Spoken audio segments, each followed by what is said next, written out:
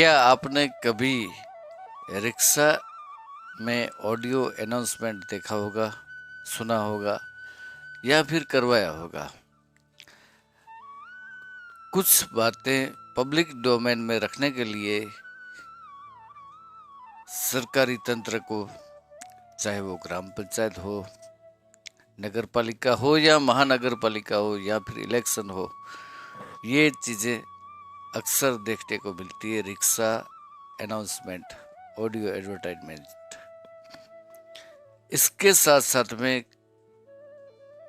कई सारे दुकानदार या प्रोडक्ट की इंफॉर्मेशन भी रिक्शा एडवर्टाइजमेंट द्वारा दी जाती है।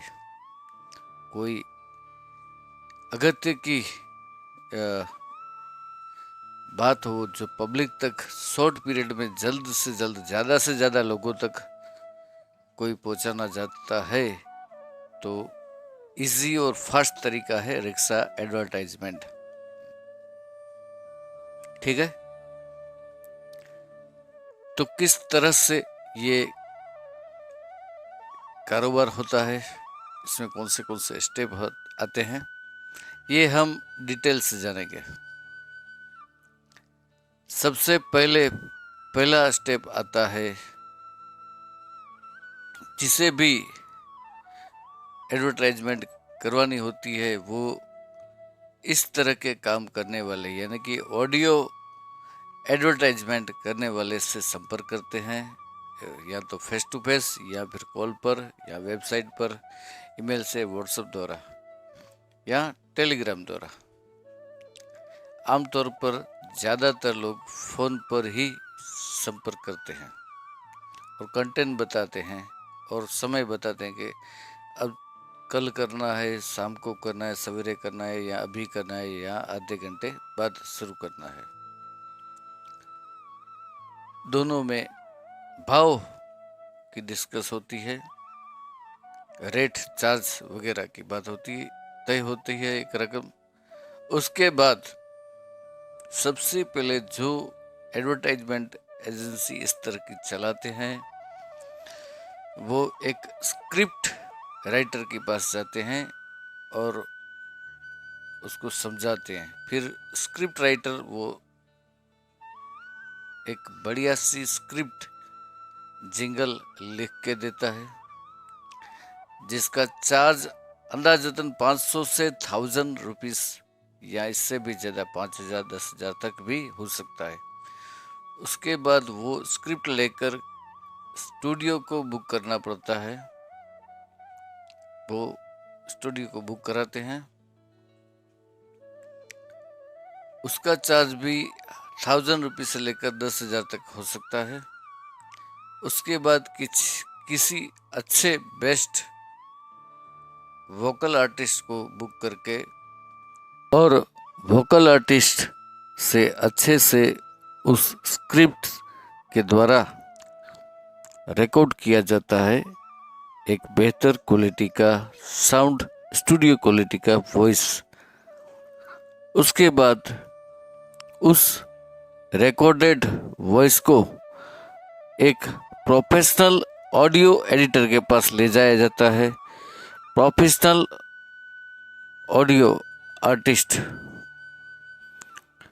तो वो स्क्रिप्ट को रिकॉर्डिंग स्टूडियो में वोकल आर्टिस्ट के आवाज़ से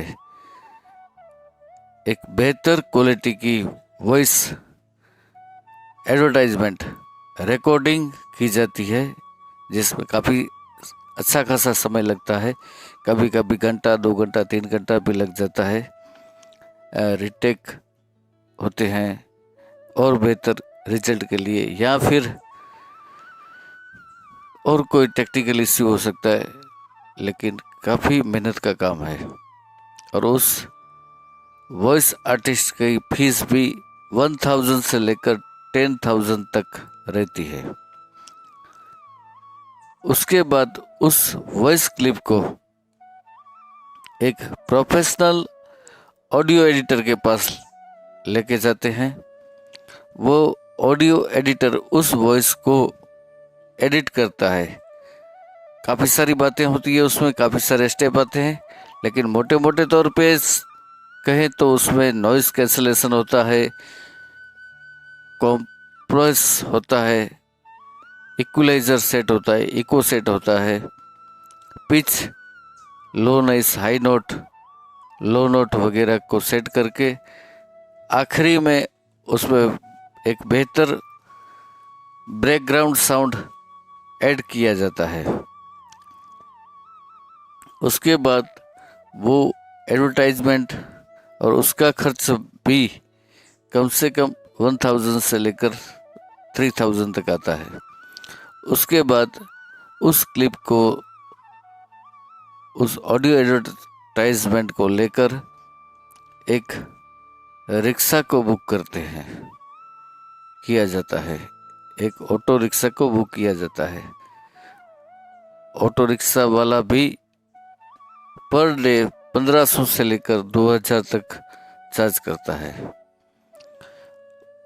उसके बाद एक साउंड सिस्टम वाले से संपर्क साध कर एक बेहतर क्वालिटी की साउंड सिस्टम को हायर किया जाता है, बुक किया जाता है, और वो साउंड सिस्टम वाला अपने साउंड का रेंट पर डे के हिसाब से 1500 से लेकर 2000, 3000, 5000, 8000, 10,000 तक लेता है। जैसे डीजे साउंड हुए 4 मिड और 4 बास, तो उसके 8 से 10,000 रुपया चार्ज लगते हैं। उसके बाद उसमें 2 व्यक्ति और चाहिए। 6 स्टेप हो गए, 7वां स्टेप और 8वां स्टेप। एक बंदा ऐसा चाहिए जो पूरे उस सिटी को, गांव के चप्पे चप्पे से जानकार हो और रिक्शा वाले को ऑपरेट करे कि भाई अब इस गली में जाना है, यहाँ रोकना है, यहाँ स्लो चलाना है वगैरह।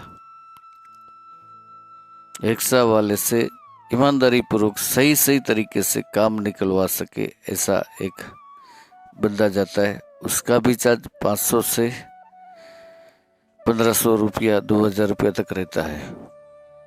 उसके बाद एक साउंड ऑपरेटर चाहिए जो साउंड को ऑपरेटिंग करता है और एंकरिंग भी करता है लाइव। कभी कभी दोनों अलग अलग होते हैं, साउंड ऑपरेटर अलग रहता है और एंकर अलग रहता है, जो लाइव में भी बोलना पड़ता है। जहाँ पर ज़्यादा लोग खड़े हैं, वहाँ पर ज़्यादा बड़ी स्पीच है तो लाइव में बोली जाती है, और उस स्पीच के कुछ सारांश जो है मुख्य वो चलती हुई रिक्शा में। तो ये तो हुई पूरी प्रक्रिया। अब इस प्रक्रिया को मैंने पहले बताया कि या तो सरकार द्वारा या फिर प्राइवेट किसी दुकानदार, किसी प्रोडक्ट, कोई संस्था, स्कूल, हॉस्पिटल वगैरह भी इस तरह की एडवर्टाइजमेंट कराते हैं। लेकिन सरकार को छोड़कर बाकी सब इस एडवर्टाइजमेंट के पेमेंट जो, क्योंकि पैसे का खेल है, बिना पैसे का तो कुछ होता नहीं है, तो पेमेंट या तो शाम को दे देते हैं, कभी कभी एडवांस भी दे देते हैं, कुछ मामलों में एडवांस लिया भी जाता है। लेकिन सरकारी काम में एक प्रोसेस होती है, तो चेक द्वारा पेमेंट होता है, और चेक में अक्सर 1 महीना, 2 महीना, 3 महीना या 4 महीना भी लग जाता है। फिर उन्हें चेक मिलता है। तब तक इन सारे सर्विस प्रोवाइडर को, रिक्शा वाला, साउंड ऑपरेटर, साउंड का, स्टूडियो का, स्क्रिप्ट राइटर को, सबको कैश पेमेंट देना पड़ता है। वो कौन देता है? जिसने एडवर्टाइजमेंट का बिजनेस करता है, वो एडवर्टाइजमेंट प्रोवाइडर और एडवर्टाइजमेंट सर्विस वाला।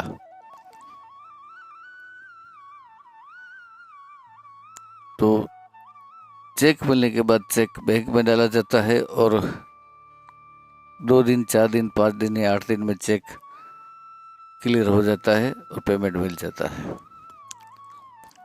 कभी कभी पैसे तय होने के बाद कम कर देती है सामने की पार्टी, तो ये नुकसान भी झेलना पड़ता है। कभी कभी पैसे नहीं भी मिलते हैं। फला आदमी बोलता है फला से लो, ढिकना से लो, ढिकना बोलता है फला से लो, चक्कर काटते रहो।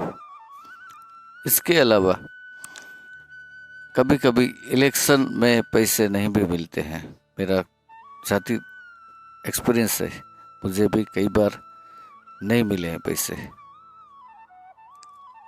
तो जो भी ये व्यवसाय करते हैं उनसे मेरी निवेदन है कि ये सफ़ेद कपड़े वाले, सफ़ेद पोश नेताओं से दूर रहें या उनका काम करें नहीं। अगर करें तो एडवांस पैसा लें, क्योंकि हो सकता है आपका पैसा डूब सकता है,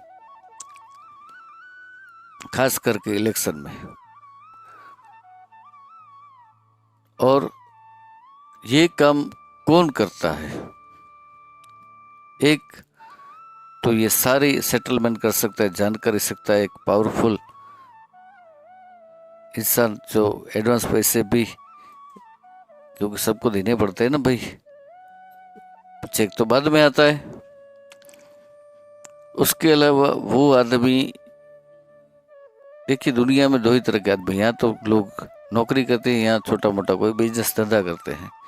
तो नौकरी करने वाला आदमी मेरे ख्याल से ये बिजनेस नहीं कर सकता है, क्योंकि इनका फ़ोन आता है तो कभी कभी तो तुरंत ही आधे घंटे के अंदर अंदर एडवर्टाइजमेंट शुरू हो जानी चाहिए। तो नौकरी वाला आदमी को छुट्टी का इश्यू रहता है, छुट्टी नहीं होती है।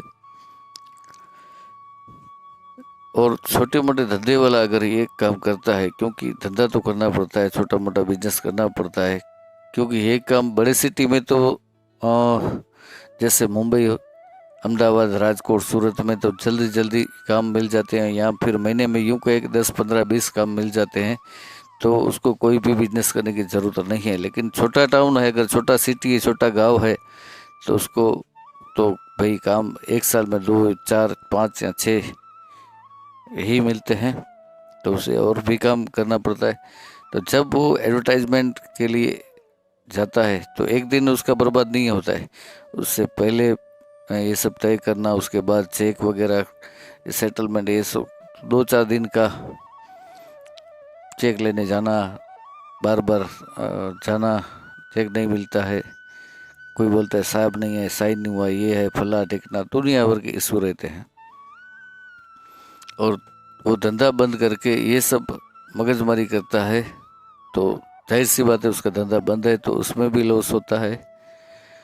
तो अगर आप ये काम करना चाहते हैं तो काम अच्छा भी है, लेकिन इसके कुछ साइड इफ़ेक्ट भी है, तो सोच समझ के करें।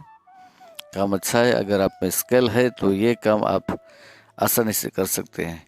और जो लोग पेमेंट कम देते हैं या लेट देते हैं, उनसे इस वीडियो के माध्यम से विनती है कि कृपया आप ऐसा न करें। कम से कम ऐसे लोगों को पेमेंट तुरंत दिए, पूरा दे पेमेंट, ताकि आपका काम भी ना अटके और उसका काम भी ना अटके। तो ऐसे ही जानकारी के लिए आप हमारी चैनल मुंद्रा टीवी को लाइक करें, सब्सक्राइब करें, शेयर करें, कमेंट करें। कैसा लगा ये वीडियो ये ज़रूर बताएं। मैं हूं आपका दोस्त।